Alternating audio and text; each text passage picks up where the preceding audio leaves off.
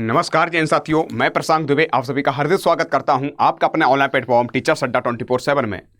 मैं आशा करता हूं आप सभी लोग स्वस्थ होंगे, मस्त होंगे और अपनी तैयारी बहुत अच्छे से कर रहे होंगे। और साथियों, आपको उत्तर प्रदेश की बात करते हैं। उत्तर प्रदेश में एक भर्ती आई हुई है जो कि यानी 8800 लगभग पद हैं, जो ECCE के यानी पद आए हैं लगभग 8800।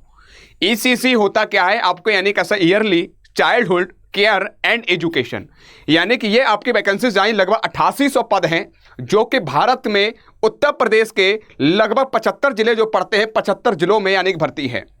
इसके लिए कैसे क्या भर्ती प्रोसेस है, क्या क्या आपको डॉक्यूमेंट चाहिए, और सबसे बड़ी बात यह है कि आपको ना तो चाहिए, बात करते हैं DLED, ना आपको चाहिए यानी कि CTET, ना आपको चाहिए BEd, सीधा आपको यानी भर्ती प्रक्रिया है।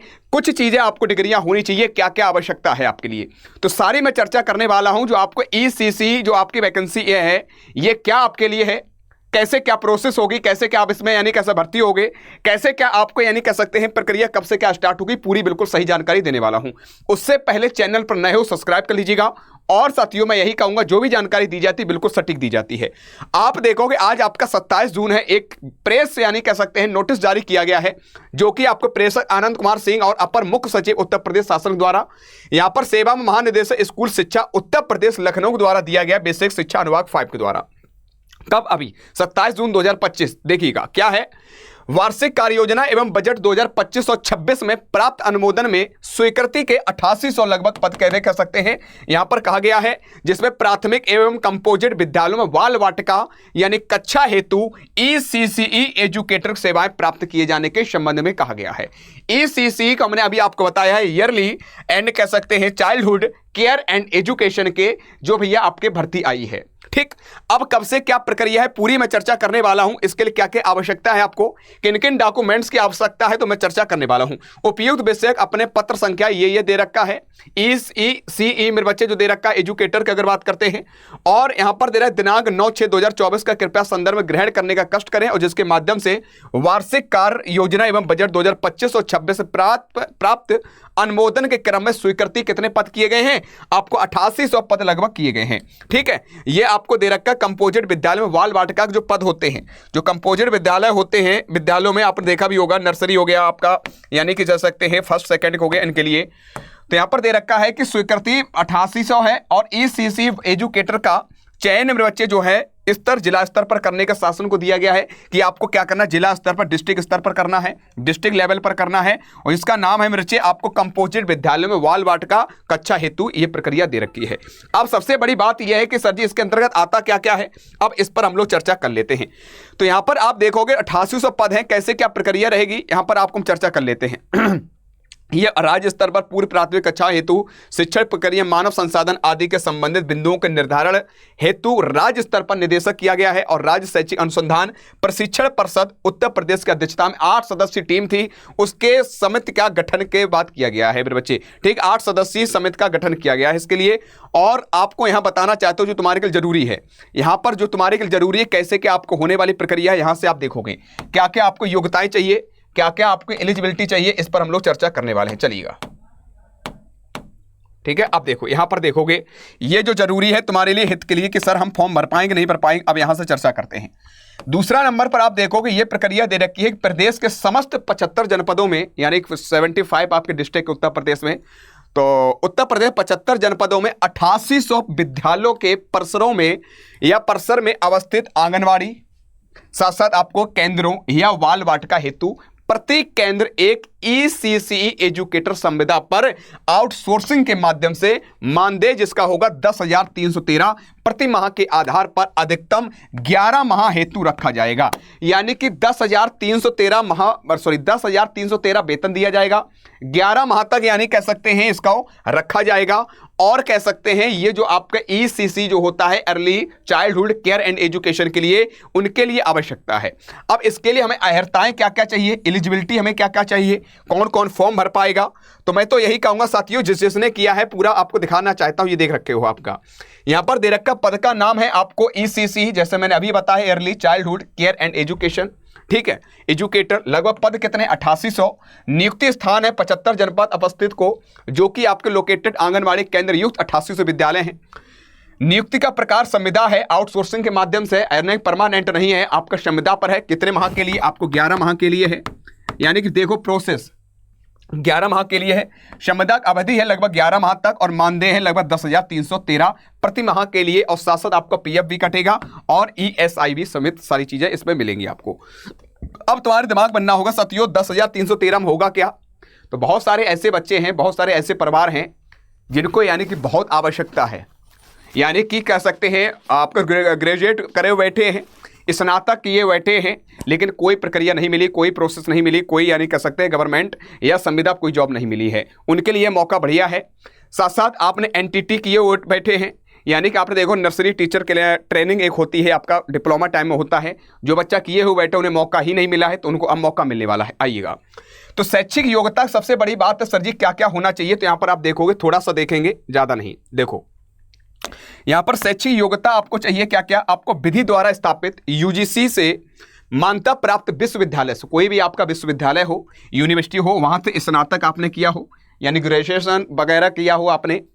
और परीक्षा में वो भी क्या होना चाहिए? आपके परीक्षा गृह विज्ञान मुख्य विषय के साथ हो। आपका जो होम साइंस जो है, यानी जिसे बोलते हैं गृह साइंस, अंग्रेजी बोलते हैं होम साइंस, ठीक है, ये आपके मुख्य विषय के रूप में होना चाहिए। और साथ साथ आपको न्यूनतम 50% अंकों के साथ उत्तीर्ण हो। जो आपका यानी कह सकते हैं स्नातक जो होना चाहिए वो 50% होना चाहिए, वो भी सब्जेक्ट कौन सा? आपको गृह विज्ञान यानी होम साइंस का प्रमुख होना चाहिए। और आरक्षित वर्गों को नियमानुसार न्यूनतम अंकों में 5% की छूट भी दी जाएगी। जो आरक्षित अगर वर्गों की जो है मेरे बच्चे, उनको एक्स्ट्रा में 5% एक्स्ट्रा में आपको छूट भी दी जा रही है, ये भी आपको दिमाग में बैठा लीजिएगा। अथवा अगर हमारे पास ये नहीं और क्या होना चाहिए आपके पास? तो आपके पास कुछ डिप्लोमा भी होने चाहिए। अगर डिप्लोमा है, या तो आपके पहली वरीयता ये है, आपके ग्रेजुएशन वगैरह है, होम साइंस से हो तो आपको मौका मिलेगा। अगर आपके पास ये डिग्री नहीं है तो आपके पास ये होना चाहिए क्या? नर्सरी अध्यापक के लिए, शिक्षा के लिए आपको एनटीटी नर्सरी टीचर जो आपको ट्रेनिंग होती है, जिससे ये आपका एक डिप्लोमा टाइम होता है, ये बहुत सारे लोग करते हैं। या तो आपके पास ये होना चाहिए, या आपको सीटी यानी नर्सरी के लिए होनी चाहिए, या डीपीएसआई, इसका कम से कम वो कह सकते हैं आपके 2 वर्षों की अवधि का डिप्लोमा आपके पास होना चाहिए। इन तीनों में से अगर आपके पास एक डिप्लोमा भी है तो आप इसमें क्या है? योग्य हैं, एलिजिबल हैं, और आप कह सकते हैं फॉर्म क्या कह सकते हैं फिल कर सकते हैं। और इसके साथ समकक्ष योग्यताएं जो कि राष्ट्रीय अध्यापक शिक्षा परिषद से मान्य होनी चाहिए। साथ साथ आवेदनकर्ता की अधिकतम आयु कितनी होनी चाहिए? 1 जुलाई 2024 को लगभग मेरे चाहिए आपको कितनी होनी चाहिए? आपको 40 वर्ष से कम ना हो।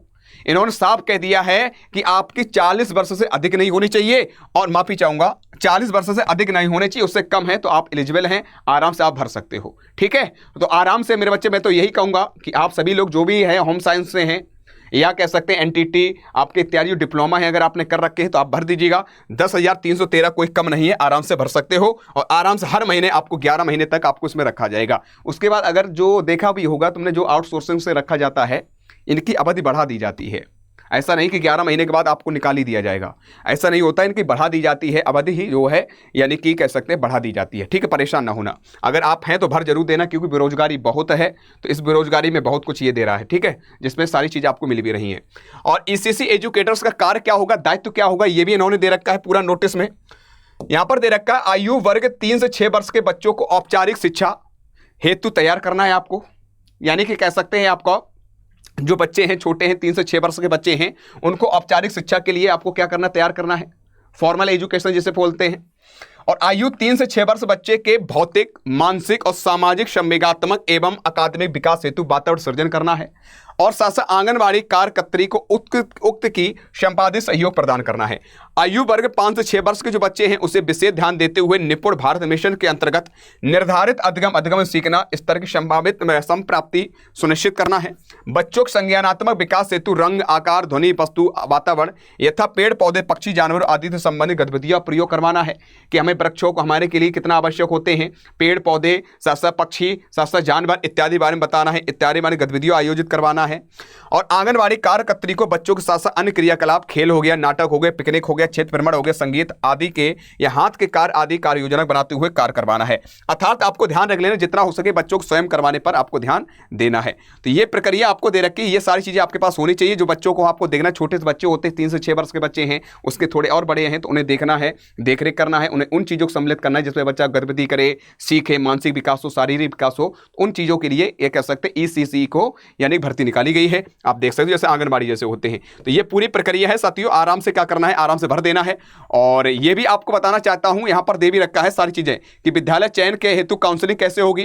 तो इस प्रकार तैयार मेरिट लिस्ट में क्रम संख्या में अंकित किया जाएगा अभ्यर्थियों को संपूर्ण जनपद उन विद्यालयों की सूची जिनको मेरिट लोकेटेड केंद्र जनपद अध्यक्ष के जनपद के लक्ष्य के सापेक्ष विद्यालय संख्या निर्धारित की जाएगी। चयन हेतु प्रस्तुत किया जाएगा संविदा द्वारा या विद्यालय चयन के पश्चात और विद्यालय ब्लॉक के लॉक करते हुए तो अगले अभ्यर्थी के सम्मुख निर्वाचन या सबसेस सूची प्रस्तुत करते हुए विद्यालय का चयन कराया जाएगा। कौन सा विद्यालय आप करना चाहते हो, कौन से डिस्ट्रिक्ट से हो, पूरा चयन करवाने के बाद आपको बात करते हैं काउंसलिंग मेरिट का कार्य भी उपरोक्त बिंदु संख्या 1 में गठित समिति द्वारा किया जाएगा। तो ये पूरी प्रोसेस है, आपको ये हम टेलीग्राम पर भी भेज देंगे, तो कोई दिक्कत आपको नहीं है। तो आराम से मैं तो यही कहूँगा, आराम से जो बच्चे एलिजिबल हैं इसको भरना है, आराम से प्रयास करना है और आराम से एक कह सकते हैं पद अपना ले लेना है। ठीक है, तो ये आपके लिए आज का था और किसी प्रकार कोई समस्या तो आपको है नहीं। ये सारी दे रखा है कि प्रतिलिपि में क्या क्या होना चाहिए, आवश्यक कार्रवाई हेतु अपर मुख्य सचिव बाल विकास सेवा एवं पुष्टाहार विभाग उत्तर प्रदेश शासन ये द्वारा सारी चीजें दे रखी है। और ये आपके लिए आनंद कुमार द्वारा जो आपका सचिव जी हैं, उप सचिव जी हैं, उनके द्वारा दिया गया है। ठीक है, तो आपको यानी कह सकते हैं मैंने यही कहा है आपके पास क्या क्या होना चाहिए, तो ये सारी चीजें हमने बता दी है। तो आसाम से क्या करना है, भर देना है और कोई दिक्कत आपको नहीं आएगी। ठीक है, चलिएगा मैं ये देख लेता हूं इसकी प्रक्रिया और कुछ तो नहीं है।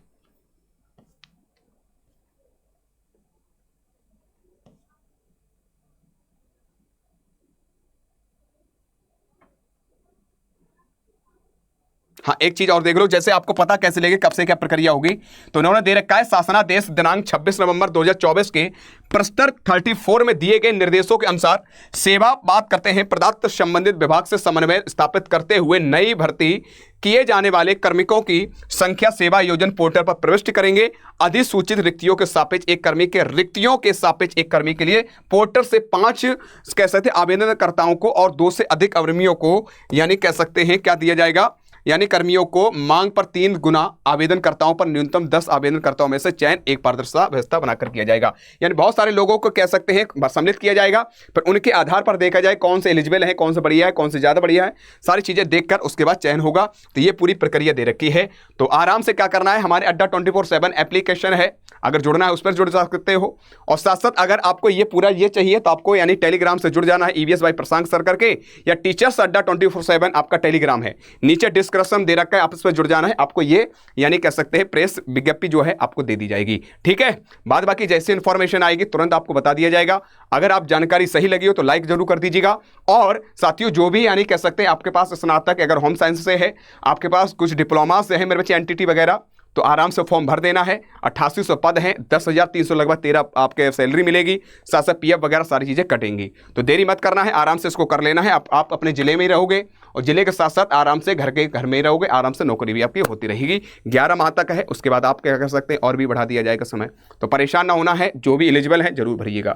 तो आज कितना ही, मिलता हूँ नेक्स्ट क्लास में, तब तक के लिए जय हिंद, जय भारत। और साथियों लाइक जरूर करके जाइए। जय हिंद।